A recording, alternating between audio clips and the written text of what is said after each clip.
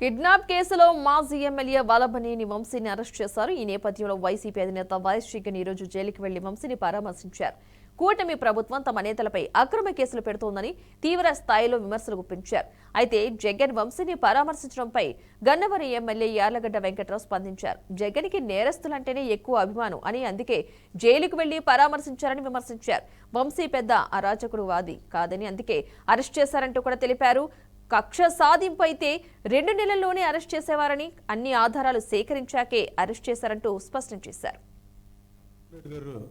Vijayawada jail దగ్గరికి వెళ్ళి ఆయన మాట్లాడిన మాటలు ఒకసారి ఆయన గతంలో నేను ఆ పార్టీలో పనిచేశా. ఏప్రిల్ 23, 2018 బ్రహ్మలింగయ్య చెరువు గట్టు మీద నుంచుని వేలాది లారీలు మట్టి తరలిపోతుంది.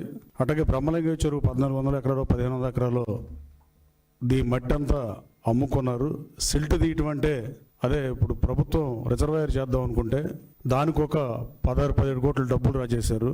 అలాగే సిల్ట్ తీస్తామంటే ఎంతో కొంత తీస్తారని చెప్పి, కానీ ఈయన్ని తాడి చెట్టు లోతులు మట్టి తవ్వుతారని మీరు అడిగిన మాట వాస్తవం కదా జగన్మోహన్ రెడ్డి గారు.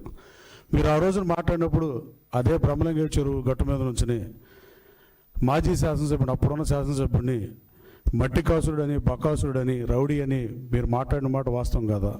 అప్పుడు మట్టి కాసుడు ఇవాళ మహాత్ముడు అయిపోయాడా? ఆ భావంతోనే మీరు జైలుకి వెళ్ళారా పరామర్శించడానికి?